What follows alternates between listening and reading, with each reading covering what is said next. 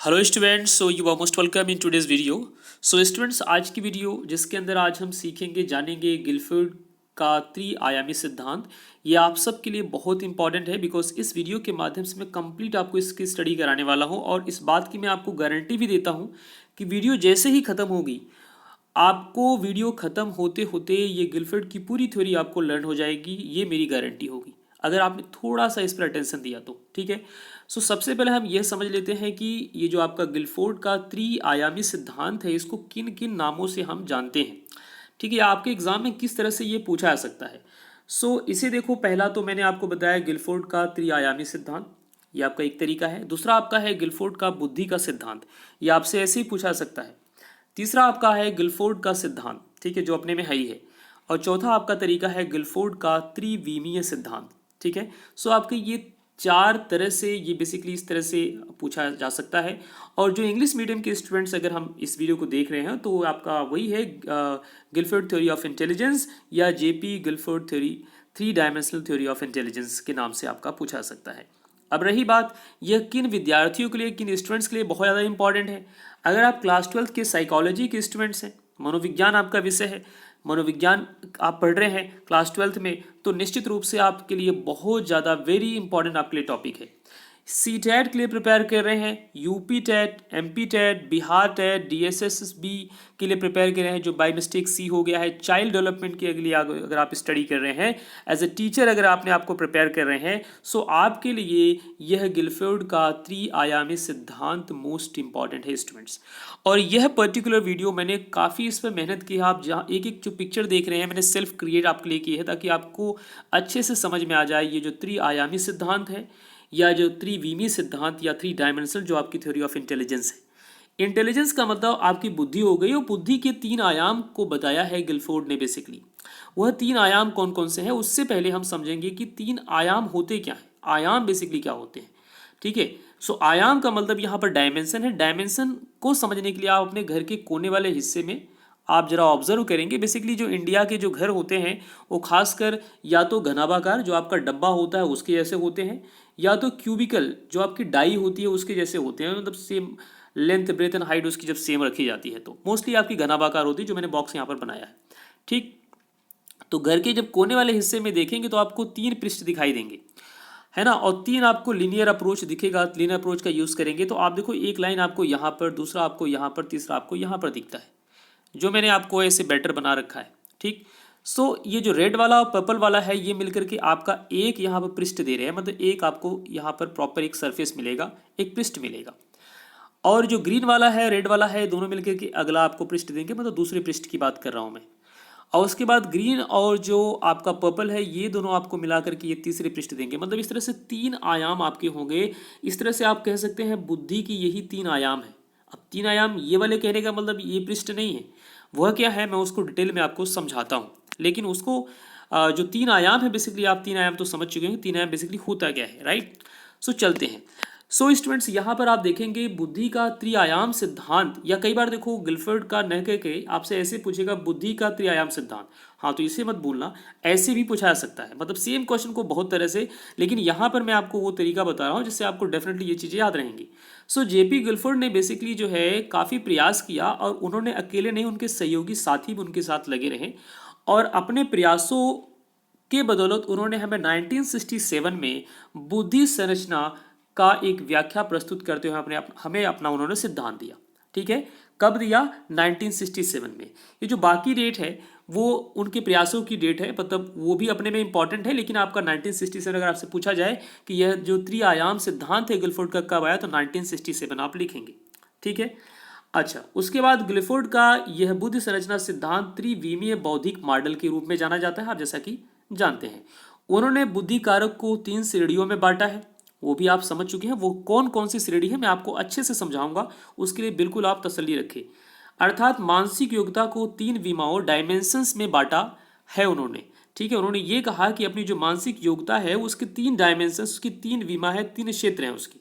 और वह कौन कौन से हैं उसके नाम यहाँ पर आपको देखने को मिलते हैं। पहला है विषय वस्तु। विषय वस्तु कहने का मतलब क्या कि अगर आपको रास्ते में आते आते जलेबी दिख गई तो जलेबी जो है बेसिकली जो आपको दिखी है वो आपके लिए विषय वस्तु है। मतलब हो सकता है आपको जलेबी अगर पसंद हो, ठीक है, तो वो जलेबी देखने के बाद आपके अंदर मन के अंदर विचार भी आ जाए, हो सकता है जीभ से पानी भी निकल जाए, ठीक है। और फिर आप जो है फाइनल डिसीजन ले ही लोगे। आपका ब्रेन जो है, ब्रेन का जो तीसरा हिस्सा है, दूसरा हिस्सा क्या करेगा, वो जीभ से पानी निकलना, वो सारी एक्टिविटी, वो सब जो है ब्रेन के दूसरे हिस्से में जब संक्रियाएं होंगी, ऑपरेशन होगा, तो बेसिकली पानी निकलना भी, जो सलाइवेशन होता है, वो भी यहाँ पर प्रोडक्ट में आएगा, लेकिन मैं उसको फाइनल नहीं कहूँगा, वो प्रोसेस का ही एक मोड है। और फाइनली जब आप डिसीजन ले लेते हैं, नहीं यार मुझे अब अपने पॉकेट मैंने खर्च करके उस जलेबी को घर ले जाना है या खुद हमें खाना है, तो वो आपका फाइनल प्रोडक्ट हुआ।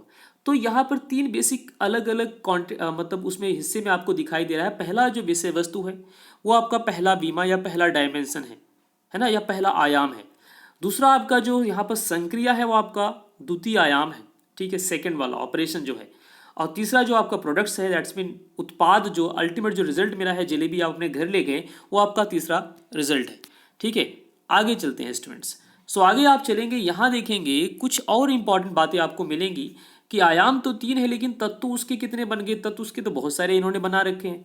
अब वो कैसे बने हैं मैं उसको डिटेल में समझाऊंगा। मैंने आपको पहले ही कहा है कि आप ध्यान समझते रहिएगा बस, ठीक है।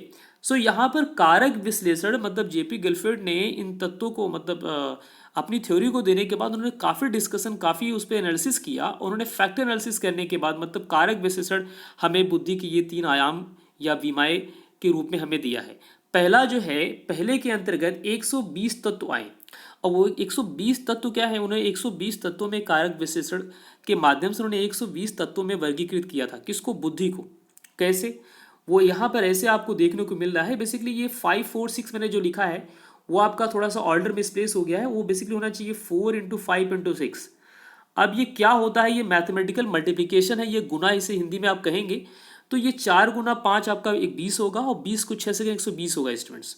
सो ये 120 क्या होता है, ये बेसिकली तत्व है, बुद्धि के ही तत्व हैं, जिसको मैं आगे आपको समझाऊंगा। इसको इन्होंने दिया था 1967 में, जिस साल इन्होंने बुद्धि के तीन आयामों का सिद्धांत प्रस्तुत किया था, ठीक है। बाद में 1977 में उन्होंने सुधार करते हुए अपने ही अंदर, और ये जरूरी भी है, खुद के अंदर सुधार ज़्यादा इंपॉर्टेंट होता है करना। सो अपने अंदर सुधार करते उन्होंने जो आपका 4 × 5 × 6 था, उसको कर दिया 5 × 5 × 6, और वो अपने को रिजल्ट देता है 150। मतलब उन्होंने जो 120 तत्व दिए थे, अब उसको कर दिया 150 तत्व। वो ये सब बेसिकली मैथमेटिकली कैसे आ रहा है मैं आपको अभी समझा रहा हूँ स्टूडेंट्स, ठीक है। फिर उन्होंने अपने अंदर और एक बार सुधार किया। देखो, पहला सुधार उन्होंने 10 साल लगा दिए थे करने में। 1967 से 77, मतलब 10 साल अपने माइंड में रखेंगे तो आपको ये दूसरा वाला याद करने की जरूरत नहीं है। ऑटोमेटिकली 67 से आप 10 ऐड करेंगे, 77 आपका आ जाएगा, ठीक है। तो आपको इस तरह से पहला सुधार या जो फर्स्ट अमेंडमेंट है, पहला संशोधन जो है, उन्होंने 10 साल लगाए थे, तो आपको उसका भी आंसर दिमाग में सेट हो चुका होगा। उसके बाद फिर 3 साल लगाए, मतलब 77 से 3 साल लगाए, और 1980 में उन्होंने पुनः संशोधन किया, एक बार और संशोधन किया उन्होंने। अब जो उनका 5 × 5 × 6 था, 150 तत्व जो थे, अब उसको कर दिया, यहाँ पर बेसिकली ऑर्डर दोबारा से मिस्टेक है। यहाँ पर अब होना चाहिए आपका 5 × 6 × 6, मतलब 5 × 6 × 6। थोड़ा ऑर्डर मिस्टेक हो गया स्टूडेंट्स, उसके लिए सॉरी, आगे मैं आपको प्रॉपर लिख के दूंगा अभी, ठीक है। सो यहाँ पर 5 × 6 × 6, इसको आप करेंगे मल्टीप्लाई, तो आपका निकल जाएगा 180। 5 6 जा 30, और 30 6 जा कितना होता है, 3 6 18 होता है ना, 3 6 जा 18, तो 180 आ गया। तो यहाँ पर आपने देखा कि बुद्धि के तत्व यहाँ पर बढ़ते चले गए। अब वो कैसे बढ़े हम उसको आगे समझते हैं। बेसिकली ये जो 3 डायमेंशंस है, ये जो 3 आयाम है, 3 विमा है गिलफोर्ड की, इसको तो आप अच्छे से समझिए, तो उसको समझाने की जरूरत है नहीं। तो यहाँ पर हम समझेंगे बहुत डिटेल में। देखो, मैंने आप सबके लिए मेहनत काफ़ी की है, ये आपका बॉक्स बनाने में मैंने काफ़ी मेहनत की है, ठीक है, और ये बिल्कुल सेल्फ मैंने क्रिएट किया है। तो ये जो है, अब यहाँ से आपको अच्छे से चीज़ें समझ में आएंगी। जरा ध्यान दीजिएगा कि आपको एक जो बॉक्स दिखाई दे रहा है, ये कैसा बॉक्स है, एक क्यूबिकल, जो आप डाई प्ले करते हैं, कुछ वैसे ही बॉक्स है, बस इसमें मैंने काट पार्ट ज़्यादा कर रखी है। और इसकी कटिंग जो है ना, जितने हिस्से से, एक रेड वाला आपको दिखाई दे रहा है ना, उसके बाद आपको ब्लू वाला दिखाई दे रहा है, उसके बाद आपको ग्रीन वाला दिखाई दे रहा है। जो रेड, ब्लू और ग्रीन है, ये बेसिकली 3 अलग अलग सरफेस हैं, मतलब 3 अलग अलग पृष्ठ हैं। पहला आपका जो रेड वाला हिस्सा, आपको जो रेड वाली आपको लाइन जो दिखाई दे रही है, यही आपका क्या है, विषय वस्तु है। इसको शुरू में गिलफोर्ड ने, उन्होंने 4 भागों में बांटा था, बाद में संशोधन किया। कब संशोधन किया था, 1977 में। तो ये शुरू वाला है, देखो, आकार, सांकेतिक, शाब्दिक और व्यवहारिक के शुरुआती दौर का था 1967। देखो आप यहाँ देखो, ऑर्डर यहाँ पर बराबर आपको मिलेगा। 4 इंटू 5 इंटू 6 जो कि 120 आपको मिलता है। ठीक है, सो यहाँ पर देखो ये शुरू में 4 थे, लेकिन 1977 में आकार को और क्लैरिफिकेशन उन्होंने दिया, दृश्य और श्रव्य में डाल दिया। जैसे मैंने आपको जलेबी जब बताया, तो जलेबी में क्या आएगा आपका दृश्य, जलेबी को आप देखेंगे, है ना, जलेबी को आप क्या करेंगे, देखेंगे। श्रव्य में आपका कोई गाना हो सकता है आपका कोई फेवरेट गाना चल रहा हो पड़ोस में, आपने उसको सुना, आपके अंदर वो गाना जैसे घुसा तो आपने उस गाने को रिमाइंड किया, और रिमाइंड करके आप खुद लगे गुनगुनाने, है ना। अब आपने क्या देखा यहाँ पर, यहाँ आपने देखा कि आपने पहले सुना, तो वो आपके लिए विषय वस्तु है, कंटेंट का काम कर रही है। ठीक है, एक वस्तु का काम कर रही है, इनपुट का काम कर रही है, और वो आपके अंदर गई तो आपके अंदर रिमाइंडर लगा, है ना, आपकी स्मृति में वो गाना कहीं ना कहीं सेट रहा होगा, क्योंकि आपका पसंदीदा गाना है, आप उस गाने को पसंद करते हैं। ठीक है, सो वो गाना आपके अंदर क्या हुआ, रिप्ले हुआ, और एक दो बार प्ले होने के बाद आपकी मेमोरी दोबारा से वापस आती है। देखो स्मृति मैंने यहाँ बताया है। ठीक, उस गाने को जब आप गुनगुना रहे होते तो वही आपका क्या होता है, उत्पाद होता है इसमें, बेसिकली वही आपका प्रोडक्ट होता है। तो ये अलग अलग आपको यहाँ पर, अभी हम फिलहाल विषय वस्तु के बारे में देखो बात कर रहे हैं। आकार, सांकेतिक, शाब्दिक, व्यवहारिक। आकार को बाद में उन्होंने क्या रिप्लेस किया और बोला कि इसके अंदर दृश्य और श्रव्य दोनों आएगा, जो कि अपने में बहुत इंपॉर्टेंट है। ये हमें ज़्यादा बेटर अंडरस्टैंडिंग दे रहा है, जो संशोधन के बाद 1977 में उन्होंने जो इसमें इंप्लीमेंट किया था, जो चेंजेस किए थे, वो आपका है ये। अच्छा, उसके बाद अगर हम सेकंड वाले पृष्ठ की बात करें, मतलब अगले आयाम की बात करें, गिलफर्ड के अगले आयाम की अगर हम बात करें, तो उसके अंदर देखो क्या क्या चीज़ें आपकी आती हैं। इसमें आपके टोटल आ जाएंगे स्टूडेंट 5, शुरू में 5 थे, बाद में आपके कितने हो गए, 6 हो गए। शुरू में कौन कौन से थे आप यहाँ गिनेंगे, तो मूल्यांकन है, मतलब किस चीज़ को इवेल्युएट करना, समझना, जानना। अभिसारी चिंतन, अपसारी चिंतन, दो बहुत ही अच्छे चिंतन है। एक आपका अभिसारी चिंतन होता है, एक आपका अपसारी चिंतन होता है। अभिसारी चिंतन बेसिकली ऐसा चिंतन होता है, अगर मैं आपसे पूछ दूं आपका नाम, तो आप अपना नाम मुझे फटाक से तुरंत बता दोगे कि सर मेरा नाम ये है। ठीक है, रीना, करीना या सोहन, मोहन, जो भी आपका नाम होगा, आप तुरंत अपना नाम बता देंगे। ठीक, ओके, तो इसके लिए आपको कुछ करने की जरूरत नहीं पड़ी है।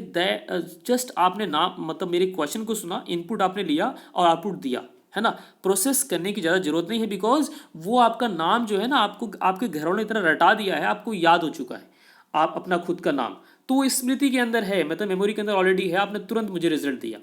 तो अभिसारी बेसिकली वो होता है जहाँ पर आपको एक्स्ट्रा प्रोसेसिंग के लिए कोई ज़रूरत ना पड़े, वो बेसिकली क्या हो, कन्वर्जेंट हो, और उसका कंटेंट आपके पास रेडी प्रिपेयर्ड हो, तो वो अभिसारी होता है। अपसारी क्या होता है, अगर मैं आपसे बोलूँ स्टूडेंट्स एक काम कीजिए, 17 की टेबल पढ़ दो, या चलो 17 टेबल हो सकता है आपको बहुत अच्छे से लर्न हो, तो मैं आपको बोलूँ एक काम करो स्टूडेंट, 17 मुझे क्यूब कर दो। अच्छा, हो सकता है आपको क्यूब भी लर्न हो, तो आप क्या, आपको भी एक बड़ी सी टेबल में दे दूंगा, है ना। मैं बोलूँगा 17 टू द पावर 5 कर दो। अब 17 की पावर जब मैं 5 बोलूँगा, 17 घाते 5, थोड़ी मैथमेटिकली हम लेके चल लेते हैं, बिकॉज मैं मैथ्स भी पढ़ाता हूँ स्टूडेंट्स, और अल्टीमेटली मेरा मेन सब्जेक्ट मैथ्स ही है, आपको सही बताओ तो। ठीक है, तो 17 की घात जब आपको 5 बोलूँगा, तो इस 17 को आप 5 बार गुना करेंगे, या आप आपसे मैं बोलूँ एक काम करो, आप मन में ही करो। तो मन में तो भाई करना बड़ा मुश्किल है, हो सकता है आपने कोई ट्रिक अगर सीखा है तो ट्रिक बेसिस अप्लाई डेफिनेटली कर सकते हैं आप। सो उसके लिए आपको एक्स्ट्रा प्रोसेसिंग करना पड़ेगा, या इतना बड़ा मैं क्यों कर रहा हूँ, छोटा सा ले लेता हूँ। ठीक है, अगर मैं आपको बोलूँ कि 4/3 प्लस 3/2, आप इसे ही सॉल्व कर लो। जब आप इसे सॉल्व कर रहे होंगे अपने मन के अंदर, तो डेफिनेटली आप क्या करेंगे, कुछ प्रोसेसिंग करेंगे। तो जब प्रोसेसिंग आपकी चल रही होगी, तो वही आपका होता है अपसारी चिंतन। तो ये आपके 5 आपको यहाँ पर चीज़ें दिखती हैं, जो कि बहुत इंपॉर्टेंट है। और उसके बाद आपका जो तीसरा आयाम है, जी आप हमने दूसरे देखो आयाम में देखा है संक्रिया, इसे ऑपरेशन कहेंगे। और जो आपका तीसरा आयाम है, उसके अंदर आपका ये आ जाएगा इकाई, ठीक है, वर्ग, संबंध, पद्धति या पद्धतियाँ, रूपांतरण और प्रयोग। ये आपके 6 एलिमेंट आते हैं, जो कि बहुत इंपॉर्टेंट है। अब आप बोलेंगे सर ये बेसिकली ऐसे ऐसे करते करते मतलब आपके इतने कैसे हो गए, ये आपका 5 × 6 × 6, फिर 5 × 5 × 6 या 4 × 5 × 6, ये कैसे हो गया। बेसिकली ये आपको तब समझ में आएगा जब आप ऐसे एक क्यूब को रख के, जहाँ जहाँ से लाइन मैंने डाल रखी, इसको इतने ही हिस्से में कट कर देंगे। इस पूरे क्यूब को जब कट करेंगे, तो आपको छोटे छोटे स्मॉल उसके एलिमेंट्स मिलेंगे, मतलब अलग अलग ऐसे टुकड़े मिलेंगे छोटे छोटे। जिस तरह से मैंने आपको ये फाइनल वाला बताया है 1960, सॉरी यहाँ पर 80 होना चाहिए स्टूडेंट, सो यहाँ मेरी एक मिस्टेक दोबारा देखो हो ही गई है। सो 1980 होना चाहिए ये, 1980 में जो उन्होंने फाइनल में दिया था 5 इंटू 6 जो 180 एलिमेंट्स में डिवाइड किया था उन्होंने, तो आप यहाँ रेड वाली से एक मतलब किसी एक ऐसे मतलब आप चाकू ले लो या कुछ भी आप ले लो कटिंग के लिए, इस क्यूबिकल शेप को जब आप कट करेंगे इतने अलग अलग हिस्सों से, तो टोटल नंबर ऑफ जो एलिमेंट्स मिलेंगे that is in number 180। Okay, तो इस तरह से आप कहेंगे कि हाँ सर, इस तरह से हमारे जो नंबर ऑफ एलिमेंट्स हैं, जो बुद्धि के टोटल जो तत्व हैं, वो इतने प्रकार के आपके बन सकते हैं, इतने तरह से आपके बन सकते हैं। राइट स्टूडेंट्स, सो उम्मीद करता हूँ कि आज की आपको वीडियो निश्चित रूप से समझ में आई है। अगर किसी स्टूडेंट्स को ये मेरा पीडीएफ भी चाहिए तो मुझसे इसी नंबर आपको नंबर भी मैं शेयर कर देता हूँ। मेरा नंबर है 9560309722। ओके, 9560309722। तो सेम पीडीएफ मैं आपको शेयर कर दूंगा ताकि आप इसको अपने पास रख लो। 9560309722 तो सेम पीडीएफ में शेयर कर दूंगा। इसका कोई कॉस्ट नहीं स्टूडेंट, मैंने काफ़ी मेहनत से बनाई है, तो मैं यही चाहूँगा कि यार ये पीडीएफ आप लोग अपने पास लो तो थोड़ी मेरी मेहनत जो है सफल हो जाए। अगर ज़्यादा लोगों के पास जाएगी तो फ़ायदा ये होगा कि ज़्यादा लोग इससे अच्छे से हेल्पफुल हो पाएंगे। ठीक है, और मैंने इसको बनाने में कम से कम 1 घंटा लगाया होगा। ठीक, सो स्टूडेंट्स, आज आपने देखा है गिलफर्ड के त्रिआयाम सिद्धांत, जो कि अपने में एक बहुत इंपॉर्टेंट जो है आपकी थ्योरी है, और ये आपके एग्जाम के लिए बहुत इंपॉर्टेंट। तो मेरी आपसे आखिरी में एक गुजारिश, एक रिक्वेस्ट होगी, प्लीज़ मेरी वीडियो को अपने फ्रेंडों में ज़रूर शेयर करें। जो भी यूपी टेट, सी टेट या बीएड, बीटीसी या जो है बीएड जैसे एंट्रेंस एग्जाम की प्रिपरेशन कर रहे हैं, ठीक है, या क्लास 12 के साइकोलॉजी के स्टूडेंट्स हैं, या पेडागोजी या जो है चाइल्ड डेवलपमेंट के लिए स्टडी कर रहे हैं। सो स्टूडेंट्स, आज की वीडियो यहीं तक। टिल देन हम बहुत जल्द मिलेंगे। और मेरा चैनल आपको बताऊं, और एक अल्टीमेट चैनल, इसमें बहुत तरह की वीडियोस मिलती रहती हैं। आप अगर हमारे साथ चैनल साथ जुड़ते हैं स्टूडेंट, थोड़ा सा धैर्य रखिएगा, वीडियोस आपको मिलती रहेंगी, घबराइएगा नहीं। अगर आपकी कोई डिमांड, कोई रिक्वेस्ट होती है तो आप हमारे इसी व्हाट्सअप नंबर पर या यूट्यूब के कमेंट बॉक्स ज़्यादा बेटर होगा, वहाँ कर दीजिएगा। तो मैं निश्चित रूप से आपके कमेंट को पढ़ूंगा और जो है उसका रिस्पॉन्ड मैं बहुत फास्ट करता हूँ। एक पूरी टीम बैठी है जो आपके कमेंट्स का पूरी तरह से रिस्पॉन्ड करती है, टेक केयर करती है। सो टिल देन स्टूडेंट्स, आप सभी रखिए अपना ध्यान, और जेपी गिलफोर्ड की थ्योरी को पढ़ के निश्चित रूप से आपने इसको सीख लिया होगा अच्छे से। अपने बुद्धि का भी इस तरह से अलग अलग आयाम खोल करके अच्छे से अप्लाई कीजिए। So okay students, till then take care and thank you so much.